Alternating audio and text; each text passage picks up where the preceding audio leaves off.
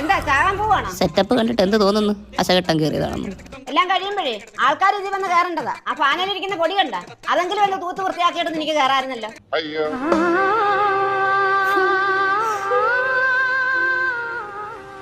ഈ ഇടയ്ക്ക് മേടിച്ചിട്ട് പ്ലാസ്റ്റിക് കസേരയാ, അത് കാണാൻ പൊട്ടിപ്പോയാലോ.